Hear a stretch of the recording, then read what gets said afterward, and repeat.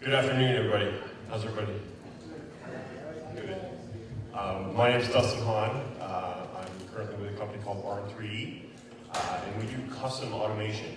And specifically, we do custom automation for medical device. So we'd like to talk to you about what we call the sweet spot today, which is identifying how and when to introduce a manufacturing partner like our company to bring that company into your medical device development to help you get to manufacturing as fast as possible. So I have a couple slides here today. Hope to get some questions later on, but let's get started. Hopefully I can push the button correctly. Okay, just wanted to tell you quick about my background. I've been in medical devices for almost 20 years. I started with a really tiny startup called Safety Syringes years ago. And then we were purchased by BD, and I went from being one of 300 people to one of 45,000 people overnight, and it was a big learning curve for me. During that process, before we were purchased by BD, we did many iterations of needle safety devices, little tiny 2 pieces of plastic and a spring. Everybody said, wow, why is it so complicated? It's only 2 pieces of plastic and a spring. Well, medical devices, for those of you guys that work in there, can be very complicated with the regulatory environment, with all of the validation and verification that's required. So today, what I'd like to talk about is when to integrate your manufacturing partner during the design process, how to decide if automation is appropriate at your point in your development cycle, how to create a realistic timeline. This is key, guys. Most senior managers want it done yesterday that I've worked with, all the CEOs that I've reported to, yesterday, but we need to be able to manage that expectation. I'll show you a couple of tips to do that. Budgeting for manufacturing activities. Main difference between medical device manufacturing and other industries, obviously we're highly regulated. Distinction between established companies and startups. Totally different environment with the 2 different sets of companies. Overview of what we see from an automation standpoint for new product development and manufacturing processes. When to involve your manufacturing partners, and then a quick case study just to kind of walk you through something. Oops, too far.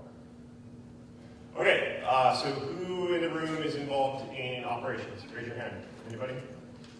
A few of you. Product development? A few of you. Startup? Lots of startups. Cool. More mature company? Just a few of you. Okay. All right, well, good. Welcome, one and all.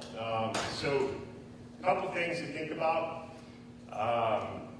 When you have a product and you're about to get to market, companies are typically faced with expedited or unrealistic timelines, and they jump in a lot of times into getting a fully automated system for a product that is not fully developed yet.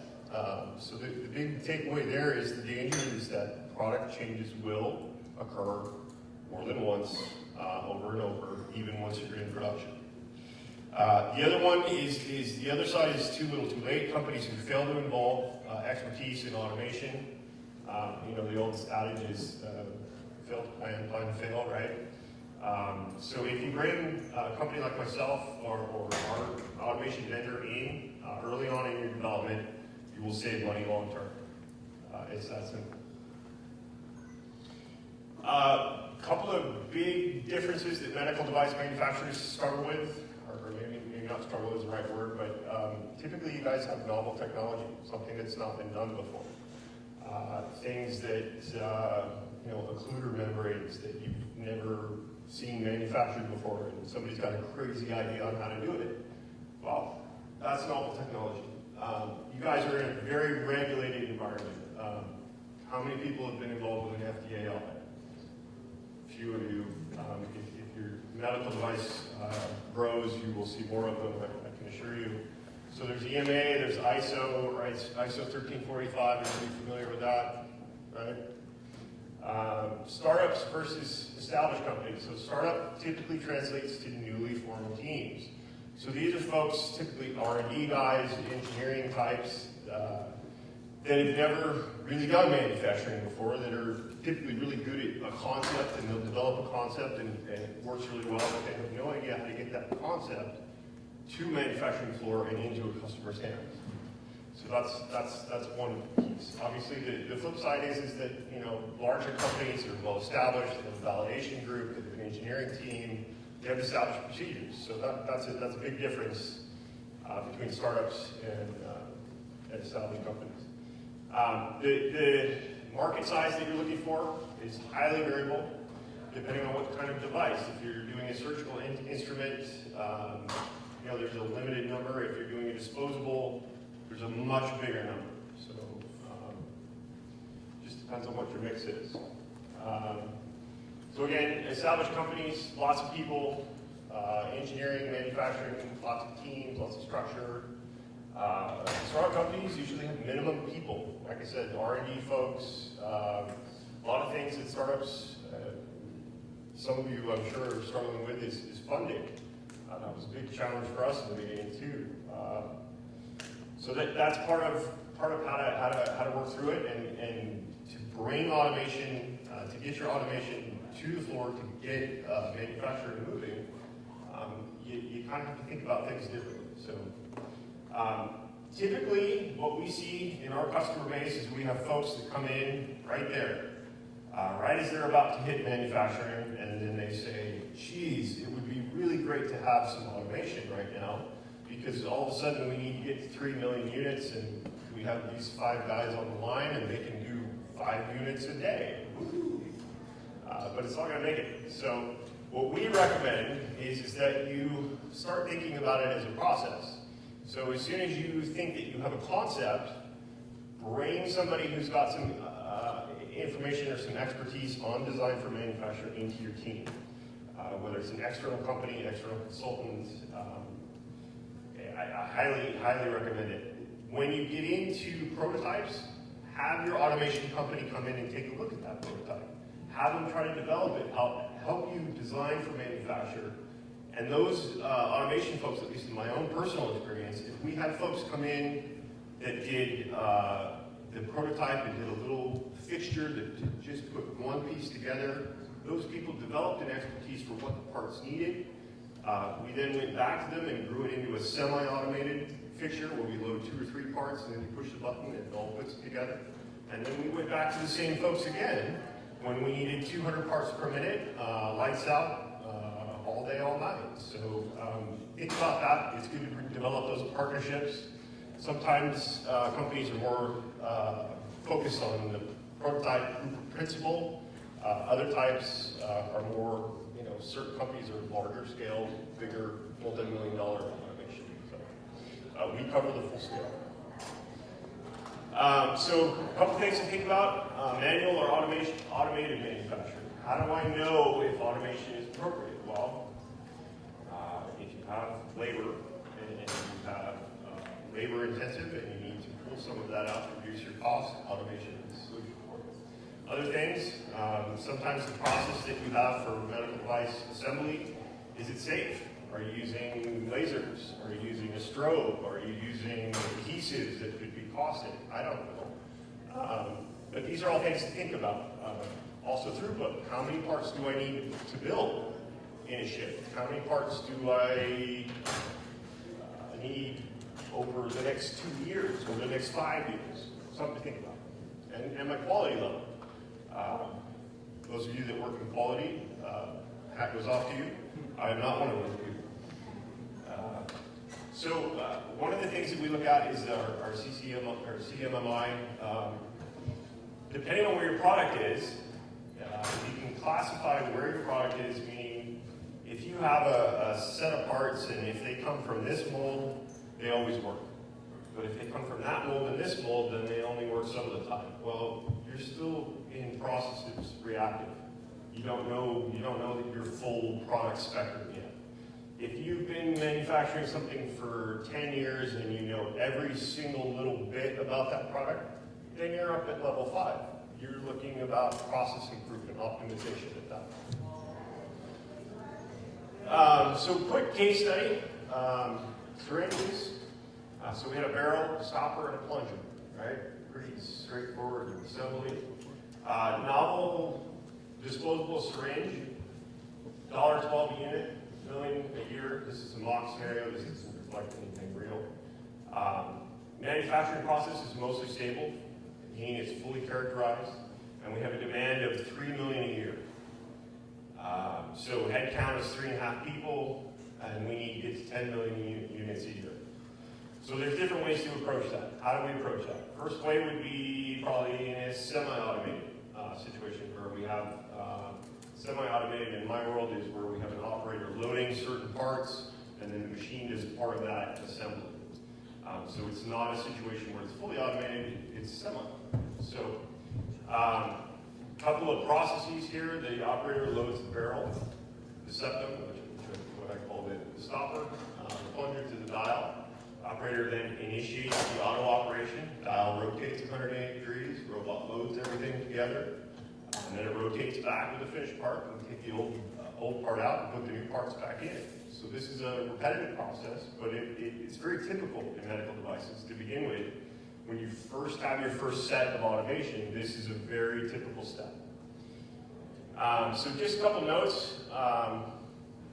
Operator is loading. We're looking at a cycle time of roughly 5 seconds. And your head count is 1 operator and a half of a material operator, if you will, material handler. So ballpark is 365 and about 28 weeks.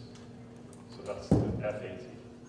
Conversely, if you wanted to go to fully automated, same process, same product.